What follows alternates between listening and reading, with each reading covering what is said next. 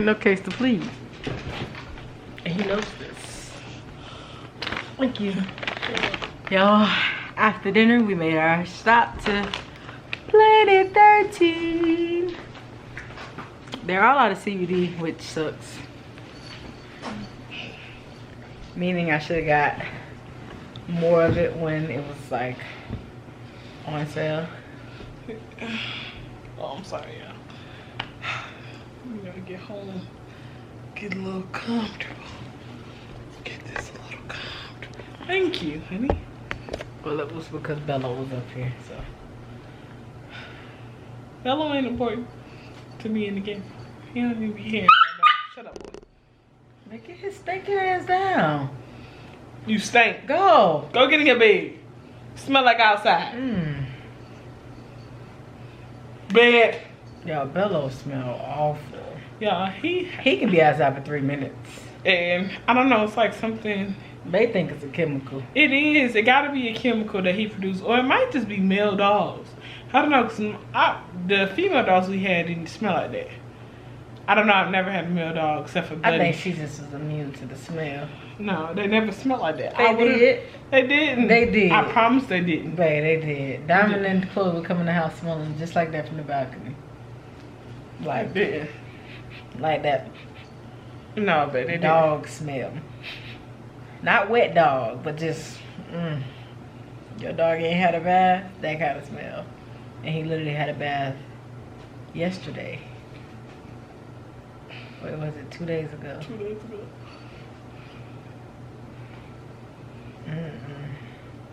I be Febrezing him and everything, y'all. Febreze do not work like it said it does. Let's start there. First of all, y'all, she shouldn't be Febrezing at all. Let's start there. What is it? It ain't on the bottle. It does. No, it don't. It say keep out of contact of this area. It don't be in his face. It says please do not use on animals. I didn't use it on him. I used it on his hair. So, yeah. You're not thinking about that, huh? And he over there making his bed just as stinking as him. That's his shit. That's what he can do. So, y'all, we were having a very intense conversation earlier that we wanted to bring you all on. And now that we actually look like something, I think we can talk about it. Let me move my bag. Excuse me, babe.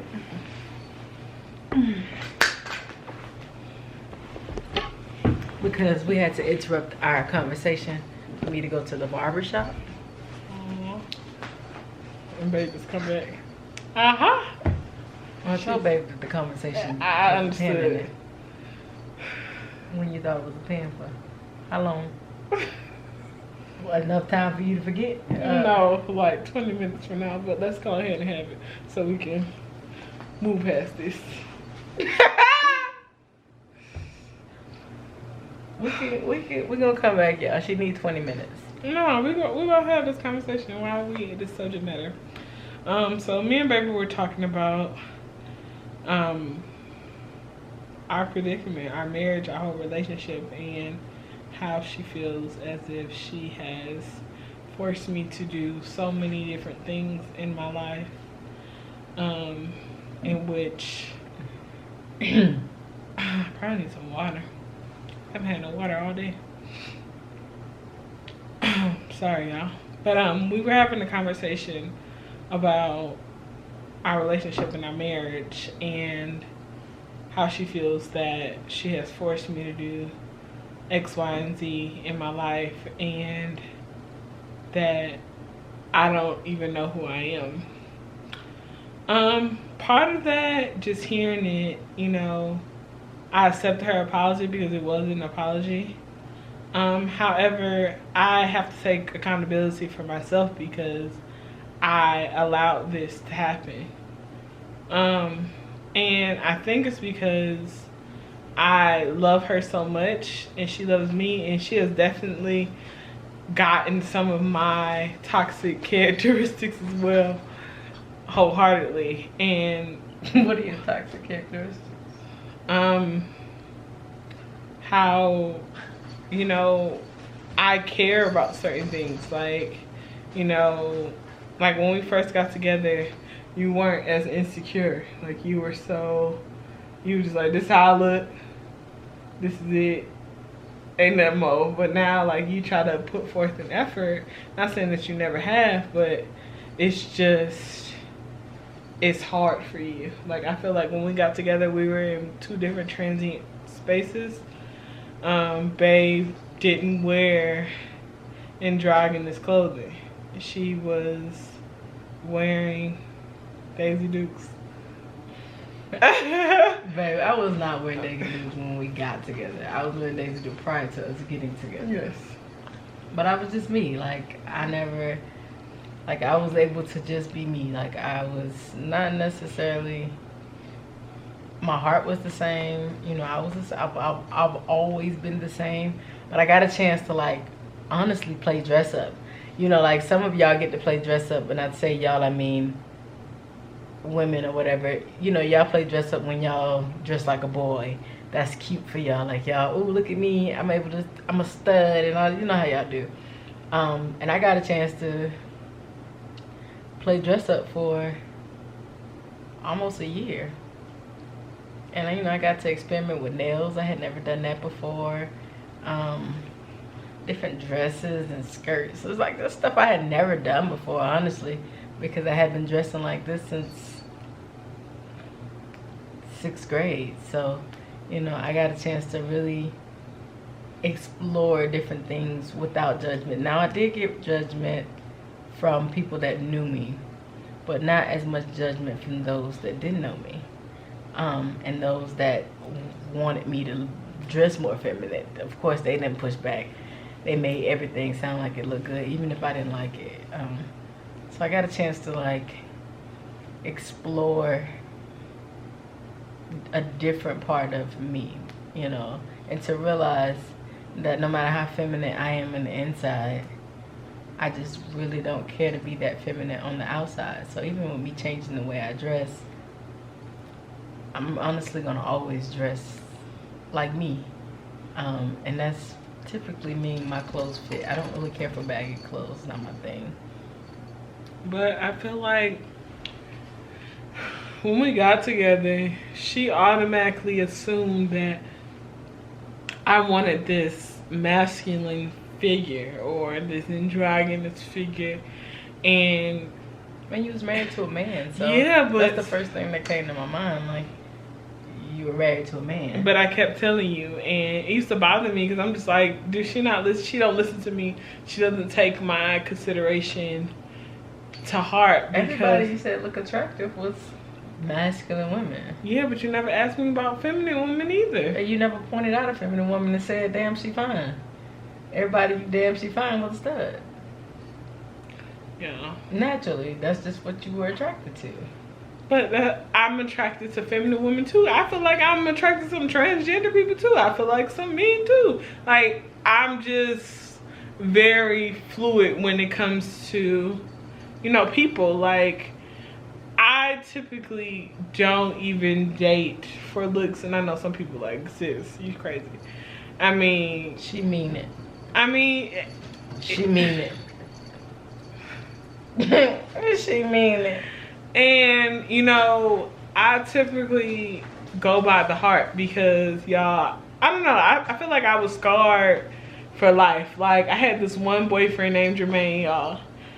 I don't know how old I was. But, I was a teenager, and he, like, dogged me. And he was fine. Y'all, this boy was fine. Like, fine. Like, and I had a boyfriend before him. His name was Sanchez.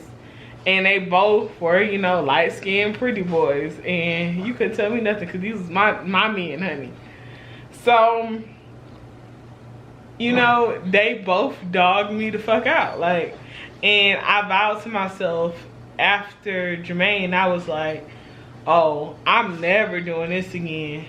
And I know that's a stereotype or whatnot, you know, it's taking me some time, you know, to get that, you know, through my head or whatnot, but I vowed to myself, they playing with Bella Booty.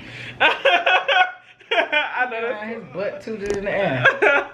I vowed to myself that I would never date somebody Hey. just because of Bad. how they look and, you know, what they can do for me because they look good.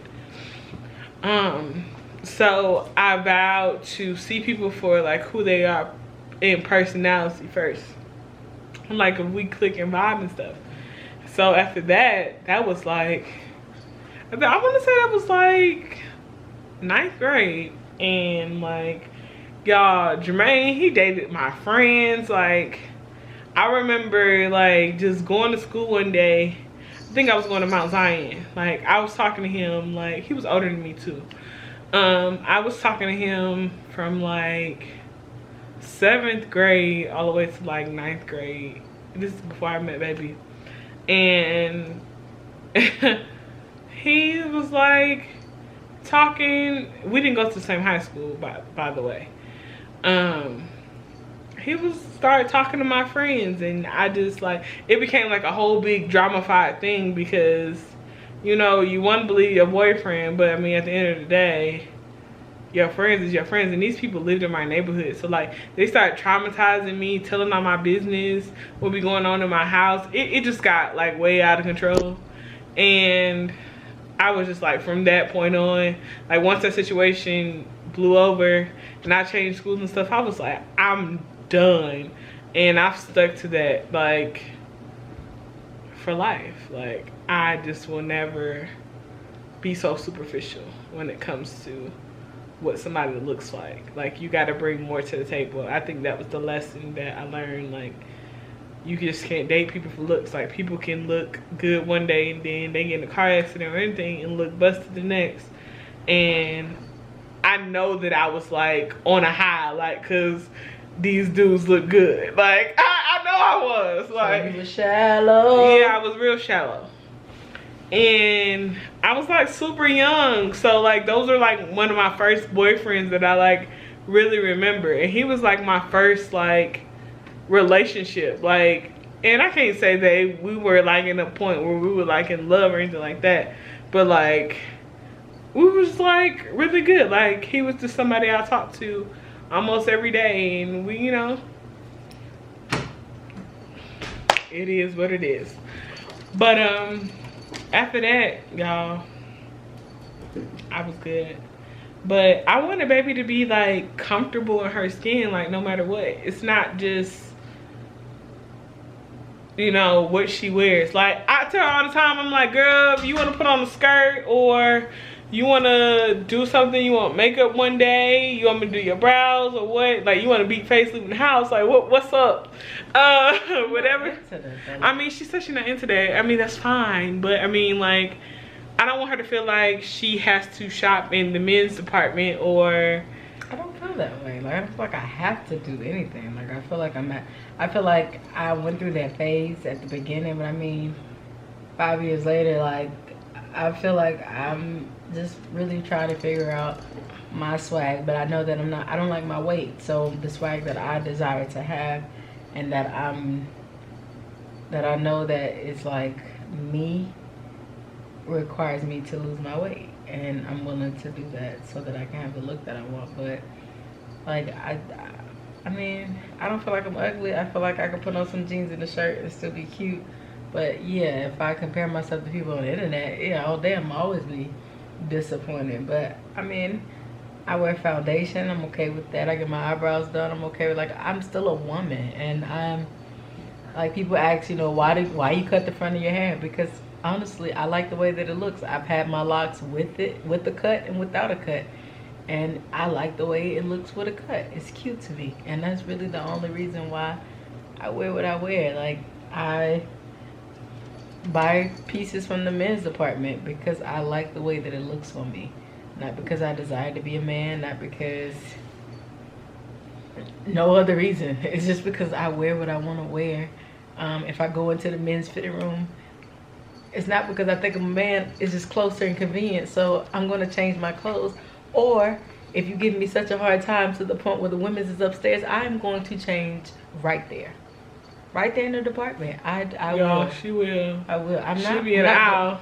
I will. I will start taking off my clothes right then and there. And yes, I typically wear enough undergarment so that I'm not naked But I'm not going to a whole nother floor just to try on clothes. And then if babe gotta find me another size because it don't fit, we had to come back down. I'm not doing that. I'm just not. I'm sorry. And then some would say, well, grab multiple sizes and go.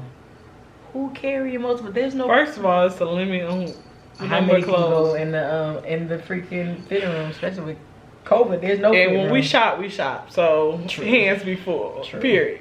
So ain't no room for all of that. Now Bello go to the mall and stuff. Ain't no room for that. Man. So I dress how I want to dress. I look how I want to look.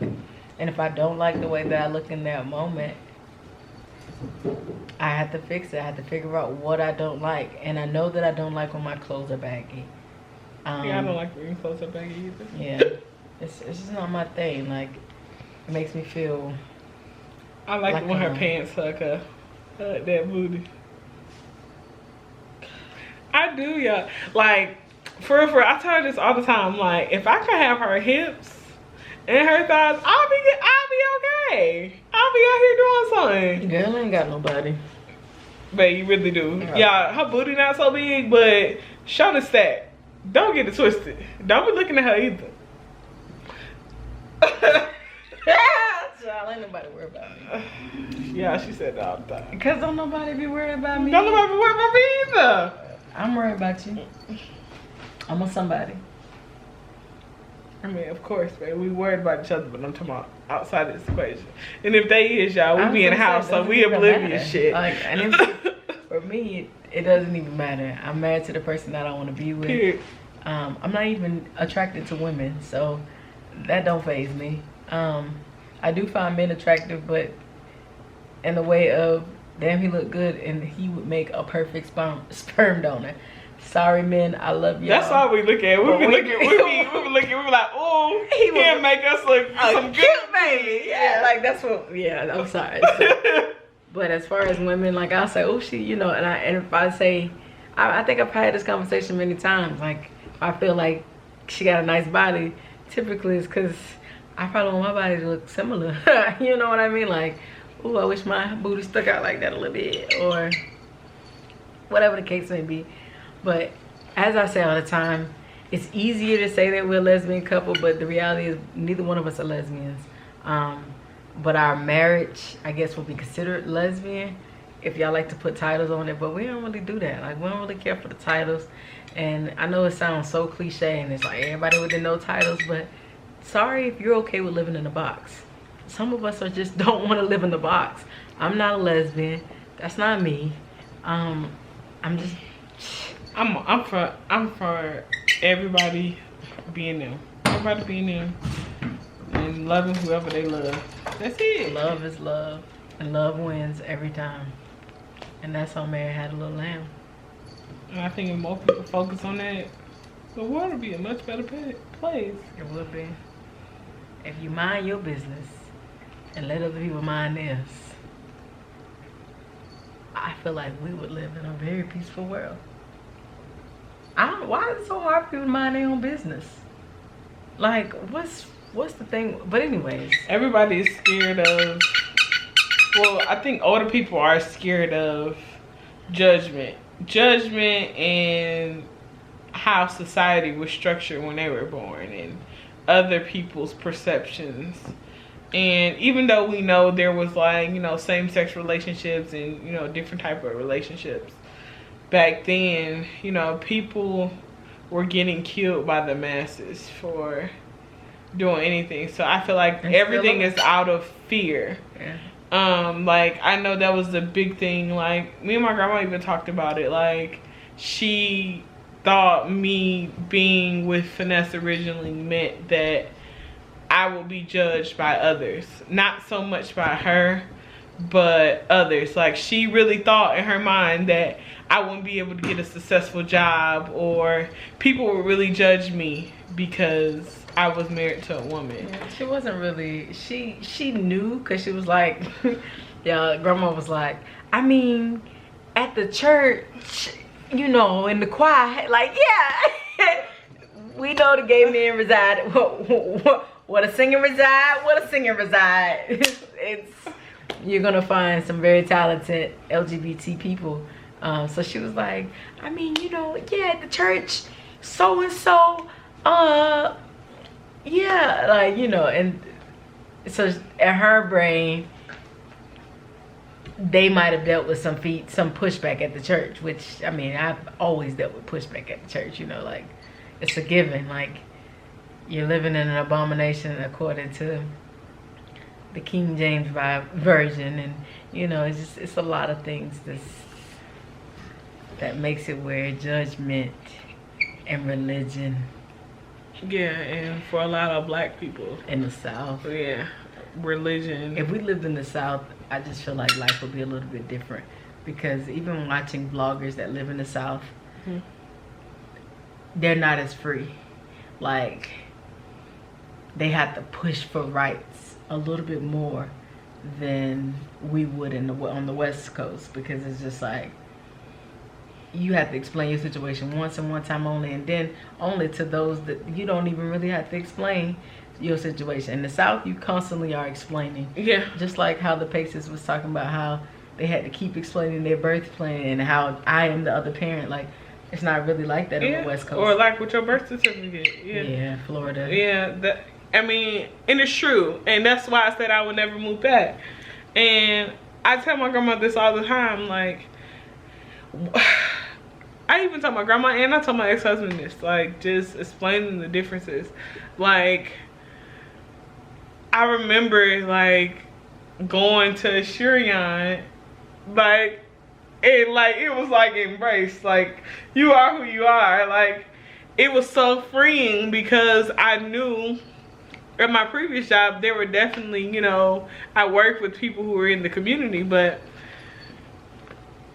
they were constantly judged. Like, Lex is one of my, you know, friends, and, well, she's not alive anymore, guys, but yeah, died to COVID. So. Yeah, she died a year ago. Yeah. We love you, Lexus. Love you, Lexus. Yeah, oh God. Anyways, we're not gonna cry. It's okay to cry, baby. It was a friend. It's okay to feel. I'm feeling. It's okay not to be, God. okay? Okay. Y'all should come on this line every time. But she constantly had to come out every day, like, because we work with children, and, like, you know, the kids, you know, they knew what was up. So, like, they would be asking her questions, so what your girlfriend look like, or stuff like that. And then it became a thing. Like, at one point in time, she started to date somebody who worked at the same job as us, and they were constantly accused of, like, over sexualizing themselves. Like, people complain, like, older people, boomers, complain like they were overly sexualizing it, you know, and they couldn't work, you know, in the same capacities together at all. And I would watch them and whatnot, and it was normal, because they typically like to keep their relationship outside of the job, but it just became really toxic. And I knew it was discrimination, because she was a so-called lesbian. And if they were two femmes, it would have been different. Yeah, but, like, Lexus was a masculine presenting woman, and, like, that got asked constantly. And then I even remember sometimes, like, one of the parents, you know, some of their parents would come and be like, oh, well, I don't want her working around my child. And in my head, I'd be like, bitch, but your ass was on drugs. You a fucking crackhead. How dare you? I mean, and this is just the things that would come in my head, y'all. I couldn't say these things, but it's just... Yeah, Brittany is gonna give you the raw, uncut, so I may bleep out some things. I mean, that's just how I used to feel every day. Like, how dare you? You're addicted to drugs, or you let your daughter be raped by so-and-so, and, you know, it's just like... Sis, I'm raising your child. Where are you? So, it's just like, your child ain't had no structure before they came here. They got some structure and some respect. And that's So, lamb. so Because you're going to respect Miss Brittany. you are. And I was very hard on the kids that I was over, but they respected and loved me at the end of the day. And I'm sure they know you wanted the best from it. Exactly. You knew your intentions were pure. right. And I did a lot of stuff I wasn't supposed to. I spent money on these kids, y'all. I mean, and they tell y'all that you can't, but I did. I broke the law. We all break the law on that. Because they needed stuff. They needed underwear. Right. They needed stuff to do during the day. Ain't nobody gonna wait for the government to give you permission to help somebody that you know need right now. Yeah. If there's something you can do right now, do it. And if you get in trouble for buying somebody some underwear, I sure then did. Underwear, bras. Yeah, I'm not about to have no sloppy titties going nowhere with me. If I'm going to the mall and y'all gotta come with, you not. Yes, I'm buying y'all some hair gel. Like, they used to treat these kids horrible. They wouldn't buy them no, like, they would run out of, like, shower gel. They couldn't even take a bath. And I'm like, y'all not using no hand soap. Like, and the men that I work with, like, well, just let them use hand soap. I'm like, that is inhumane. These are teenagers. Like, they can't put that down there. Right. So I'm buying them soap. I'm buying them pads because they ain't want to supply. It's just crazy. But anyways, she was definitely discriminated against, and I'm just so glad we don't live in the South anymore. Like, it's so freeing.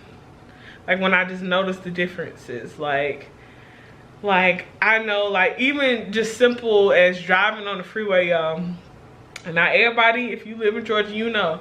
Like, in Georgia, this is not just a race thing. In Georgia, you driving down the street, these people typing in your license plates.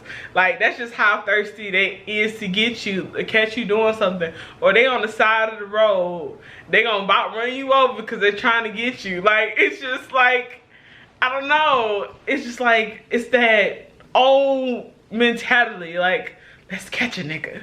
Like, it is, like, a lot of driving while black. But I mean, I think that some people would say the same because, hey, you got your first ticket here in Vegas. I mean, yeah, but I knew I was in the wrong for driving. You know, I was speeding. Like, I knew that. I knew in Atlanta where I was speeding, and I knew where I couldn't speed at. Like, here, I didn't even, when I was speeding, y'all, I wasn't even paying attention. I was just trying to hurry up and get bae, and I was speeding. Because she left the house late. Yeah. So, I was just speeding. But, like, in Georgia, like, number one, because of traffic, I would have had to leave the house way earlier. Anyways, but thank God we never encountered those issues. But it's just different, y'all. They still in the 1960s. For real, for real. I think it depends too, babe. Because I feel like that's such a general statement. Like, I feel like there are police officers in every situation that are good and that are bad. And I feel like it's not necessarily people live in the past. It's a money game. And the goal is to not only survive in the streets, because as a police officer, it's a very dangerous job, but then it's a money game. So if callers for dollars is, you know, like... That is this everywhere. Right, but if you're making it, that's what people got to do to make $1 out of 15 cents. It ain't like police officers are paid big bucks, you know what I mean? Like, just like teachers and stuff like that. Like, so teachers have to go based on tests. And that determines, you know, like, so it's like when you put a certain pressure on a certain profession, it makes it really, really hard to say where a person's mindset is, because people are in survival mode just like any other person. Yeah, babe, but it's the difference. Like, I feel like living in Las Vegas, not saying all of Nevada, but here in Clark County, like, I feel like genuinely it's more younger people adding to the system here than it is in Georgia. Georgia's a lot older. It's a lot. I mean, it's a lot of young. Let's see. I didn't already looked at the stats. There's what the stats say? The stats say. Which county we starting with? Because you're talking Atlanta, Fulton County? No, I wasn't looking at Fulton County. DeKalb County? No, I wasn't looking where black people live. Okay, so then what are you looking at then? I looked in the counties that I lived in, i.e. Cobb and Henry. Cobb, Henry,